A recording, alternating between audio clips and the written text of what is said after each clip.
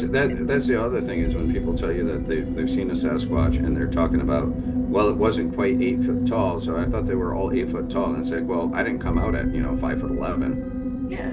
That would have really I hurt my mean, mom, who was you five grew? foot one. You know, That's crazy. I know.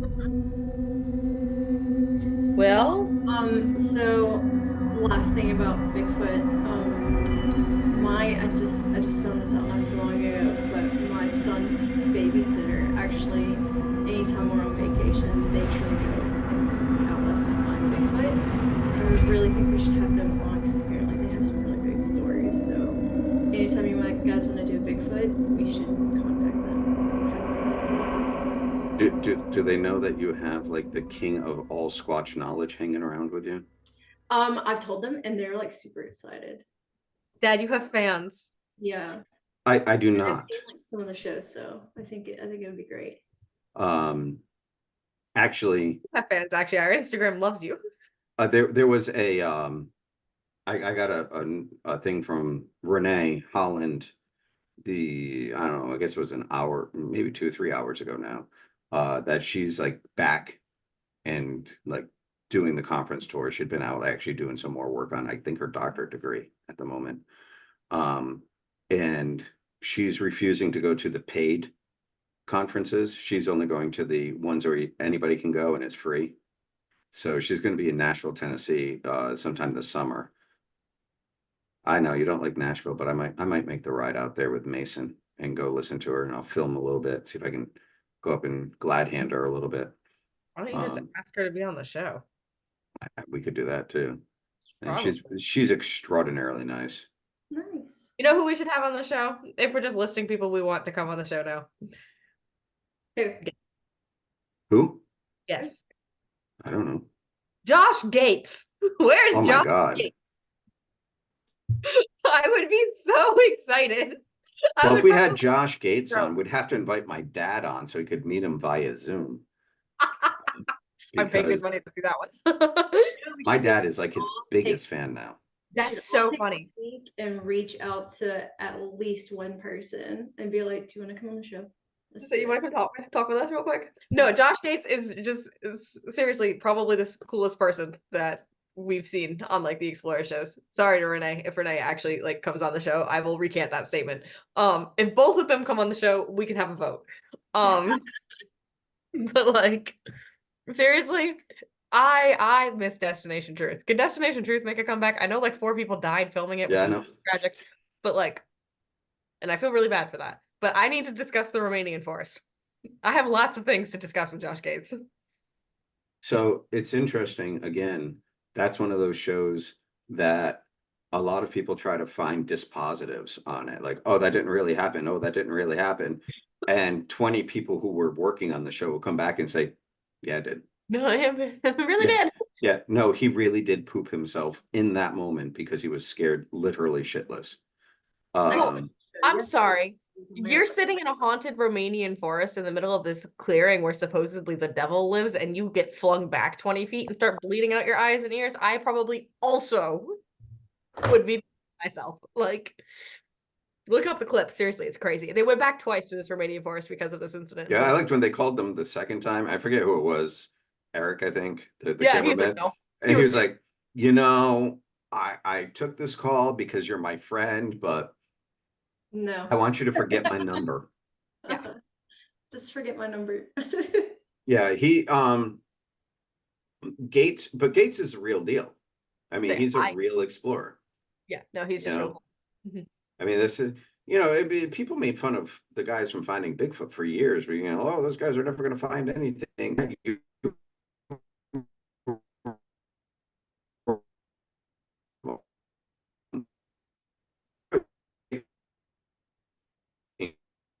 Crew trading around in the woods.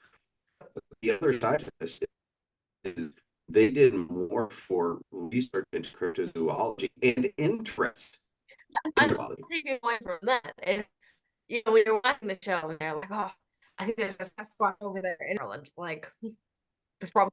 My favorite one was when they went to Westerly, Rhode Island. And like all of my cousins were on the Facebook group chat for Finding Bigfoot. Hey, I think that's just my cousin Vinny. Oh no, that's Dino Salazari. You know, it's like, oh Jesus.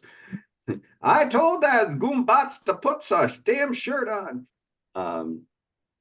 But I did think it was interesting. It wasn't the nations. It was.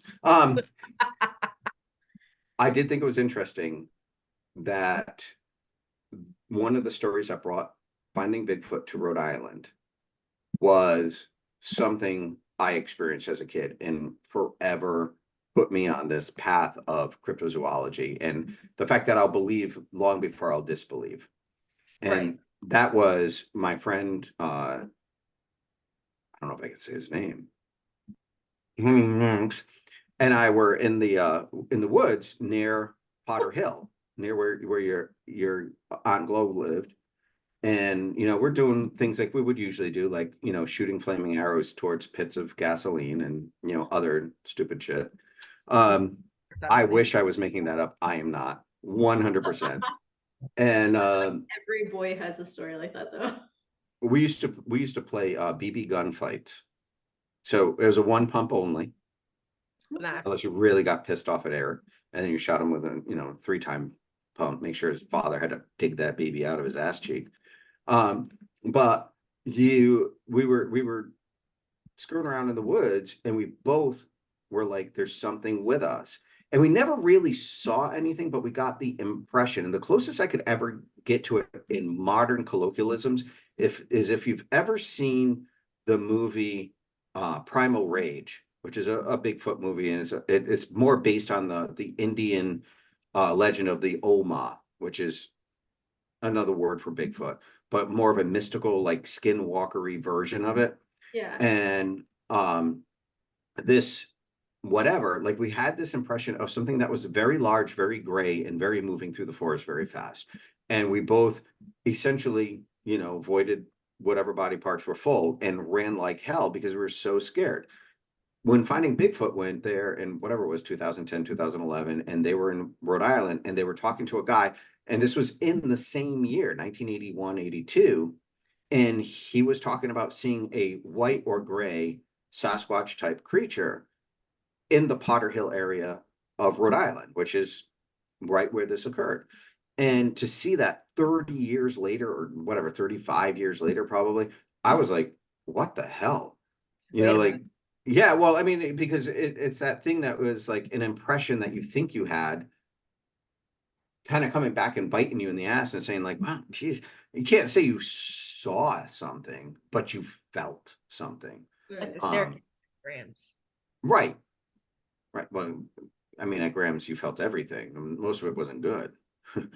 Like, oh, you don't know anything about pure evil. The hell I don't. You say, try me. Try me. All right, Megan, hit us up real quick about Sasquatch, Loch Ness monsters. Yeah. So not aquatic Sasquatch. Got it. Okay. Well, you could do that too, but that's called the Otterman, and that's in Alaska. Oh, well, I stand corrected. Loch Ness Monster. I just like it. I just am a big fan of the Loch Ness Monster. I would really like the Loch Ness Monster to be real. Do I really think that the Loch Ness Monster is real? I don't know. Jury's kind of on the fence. I used to be pretty strongly on it, but nobody's seen them in a while. Like there hasn't been any like reported sightings that were held any real merit, I think, Yeah. in a hot minute. That's not saying there was never a Loch Ness Monster, though. You know, like there could have been one, and then it could have died. Because there are caves in the loch. Like they have found caves in the loch. I do feel like considering it is a loch, though, and not like the ocean where we have discussed, there's caves that we just can't reach. It's a loch. Just take a sonar. Right? Well, Like, my understanding is that the saline content and the tannin content makes sonar very, very difficult in the loch.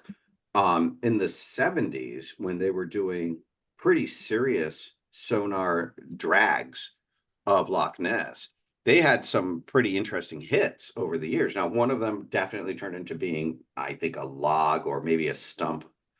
That was just sort of what's the word, pareidolia, where you see a face and something that isn't a face, kind of a thing. Yeah. right. They thought it was but like a there, it wasn't. but there's definitely something that looked like a Well- flipper that was a lot like a flipper. Okay, I do stand slightly corrected. I'm looking at the Herald right now. Because I Googled it, like, why don't they just take a sonar and look? And they did find on a thermal imaging, an image of a large creature inhabiting the depths of Loch Ness has been captured on a sonar. Yeah. And it is one of the like forefront most compelling evidence of the Loch Ness monster. Like I Right. said, I would really like the Loch Ness monster to exist. That would just make me so happy because everybody for years has just said, "Oh, it's a hoax. Oh, it's not real. People are just making it up." And it's like, okay, maybe they are, but I like, mean, no offense, but it's been so long. She could have right? passed away. I mean, it had Yeah. to be the person, but like, Well, this was in 2020 that they found the thermal imaging, and if it hit on thermal, it would have to be alive because otherwise it would be too cold. well, So I'm just saying, like, nothing's happened since 2020. Well, this was specific sonar evidence. This was like, I have a thought. yes, Okay. First of all, in order to have any species, you must have a breeding population. right. True. All right, just like when we talk about Bigfoot or Sasquatch, we're not talking about a singular guy going through the Through the woods. Yeah. You are talking about a breeding population. Doug Hychek, the producer of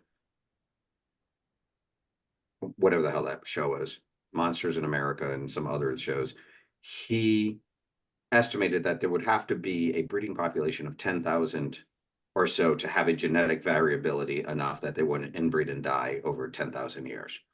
Now, that seems like a huge number until you were talking about the entirety of the North American continent, which is a humongous area. You can fit all of the human beings that live on planet Earth in Texas, and each would have like a quarter acre of land. Okay. It is a humongous area. People don't really realize how big you're talking. Loch Ness, to my memory, is something like 27-ish miles long and maybe 7 miles wide and like 900 feet deep.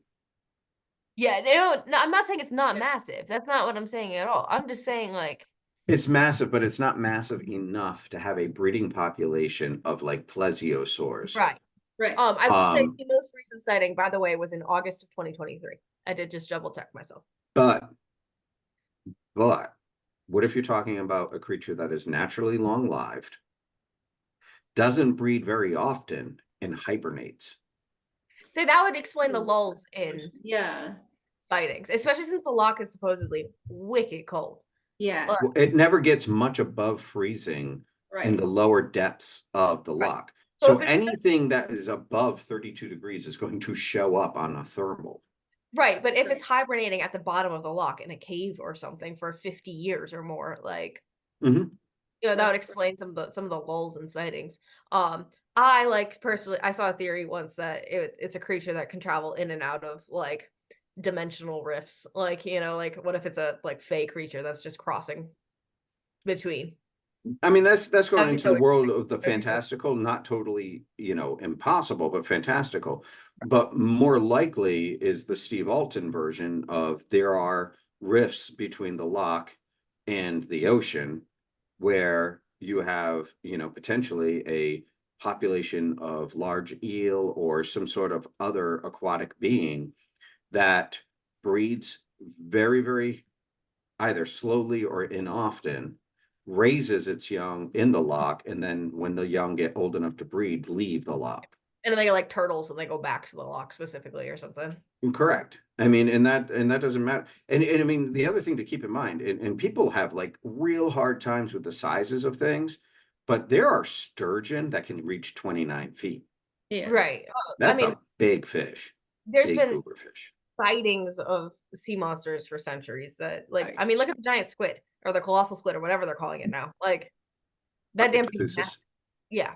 Damn Yeah. thing's massive. They thought it didn't exist for years. And it's like, well, maybe Well, and not only did they claim it didn't exist for years, but on the other side of the didn't exist argument was for 100 years, if they had the body of a baby Architeuthis in the Smithsonian Museum of Science. Now, baby is, I mean, when we think baby, we like,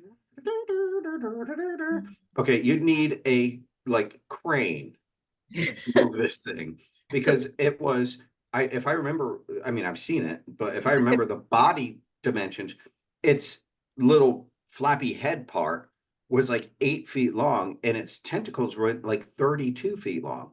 Right. That's a big goober fish.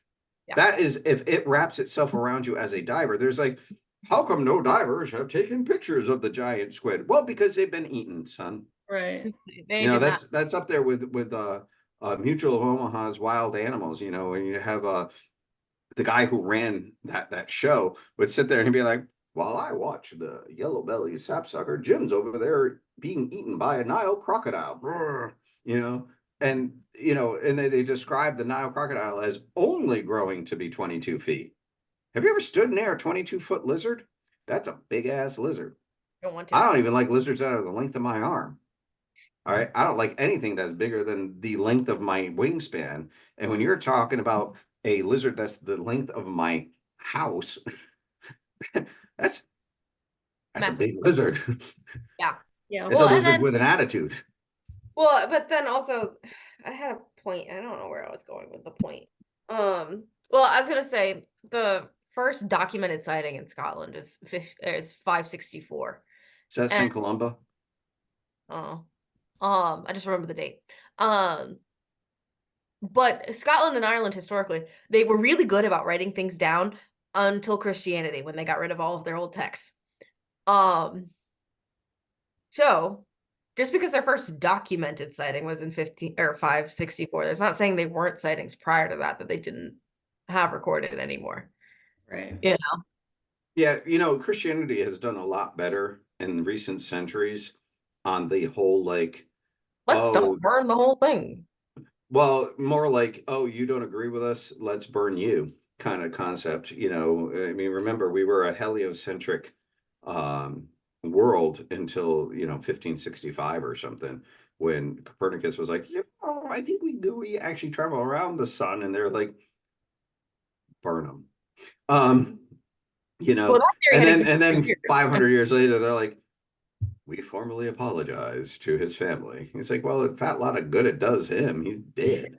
Right. You know, but in the same respect, in their own texts, they describe animals that they shouldn't be able to describe. Right. And I would love to see like the archives of like the Vatican and see what they have down there. Like, I bet you they have all of the old texts that we think were destroyed. Like, I would love to see it. 100%. I never will be able to. I understand that.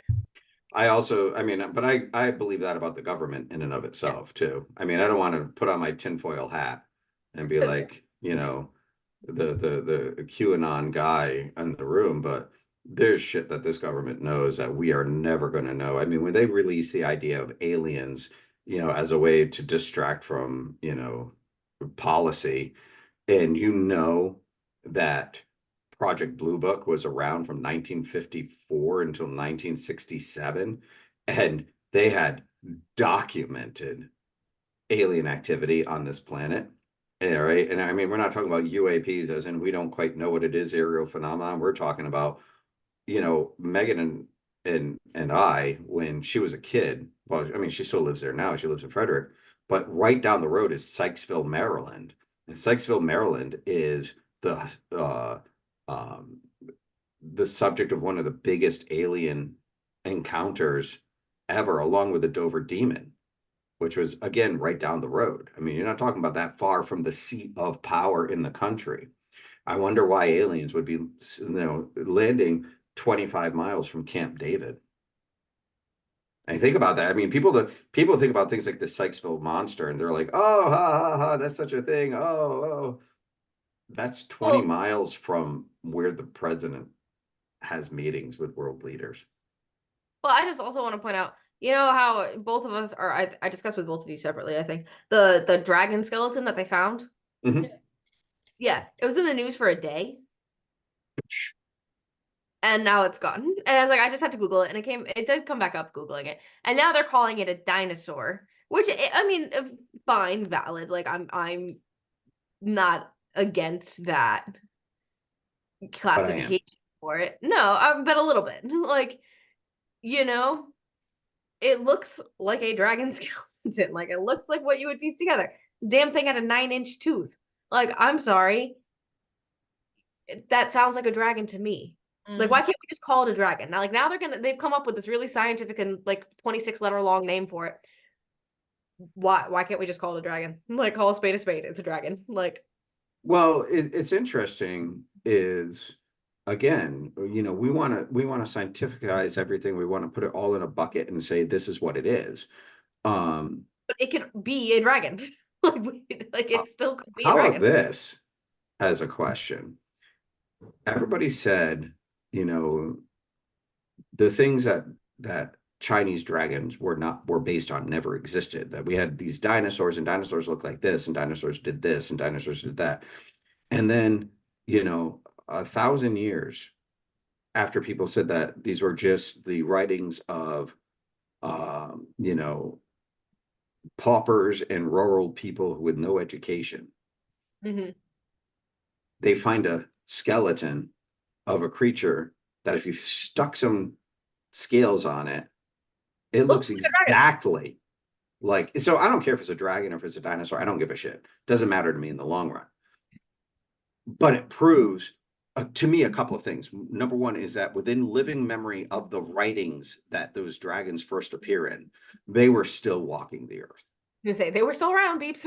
Like, all right. I mean, it's the same thing of when they talk about people seeing dinosaur bones and they saw dragon bones. They're like, oh, actually, in the time of the writings that the people were talking about dinosaurs, or excuse me, they were talking about dragons. All right, the woolly mammoth was still kind of around in Siberia. It wasn't an unknown creature. right. All right. So they didn't mistake woolly mammoth bones for dragons. They mistook like probable leftover remnant pockets of dinosaurs or giant ass lizards. And I'm sorry, when you start talking about a 24-foot alligator or crocodile, you're talking about a dragon. You're talking about a dinosaur. Like, I have stood very and uncomfortably close to a 14-foot alligator. And I will tell you without reservation, that's a damn dinosaur. Mm-hmm. I don't care. All right. When its head is almost as big as my body, and it looks at me like I'm a chicken tender, I don't know. You can call it whatever you want in the scientific name, but I'm going to run away going, shit, a dragon. right. Yeah, stick some wings on its back and like we got ourselves a party. Well, and dinosaurs did fly. And in fact, in the beginning, Tutanko ruled. Now, in the beginning, they used to talk about pterodactyls as being, they would climb high and they would furl out their wings and they would float on the breeze. And then they're like, actually, they would climb high and they'd float on the breeze and they'd flap kind of like an albatross. And now they're like a dragon. Actually, they were probably somewhat feathered and they could take off from the ground and they had wings. And some of them had wings and 4 feet.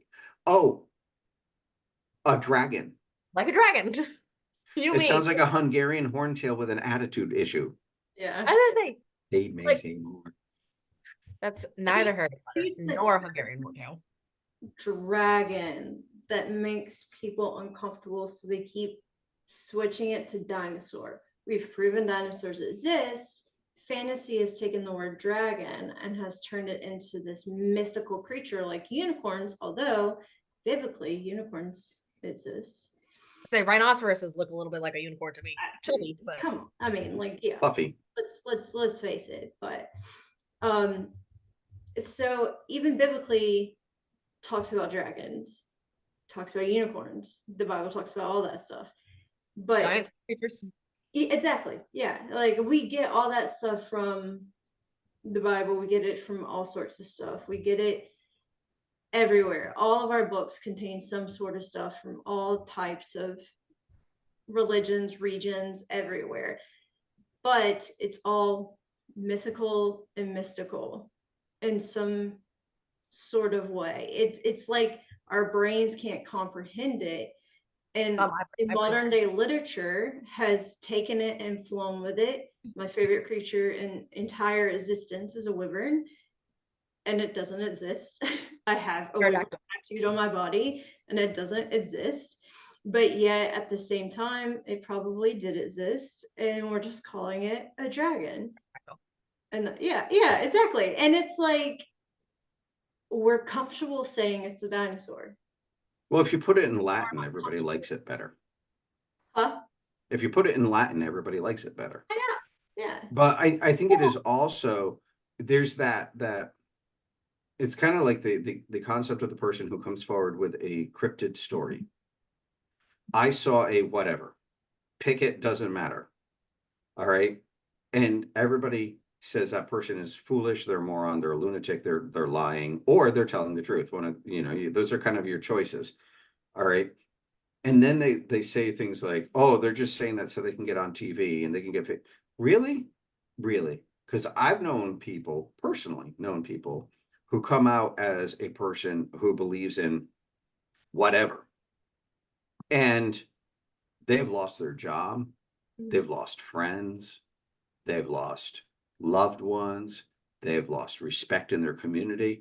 If you're a doctor, if you're a doctor and you see something fly over the moon at night that you can't identify, do you say, I think I saw a blah, blah, blah, blah, blah, fly over the moon the other night? Or do you keep your damn mouth shut? Because if somebody said, if you're a doctor and you see a Bigfoot in the forest and you say something and you're not a doctor of parapsychology, you're going to lose your job. You're going to lose all of your reputation, and in the scientific world, there's only those things that they can replicate in a scientific method variation.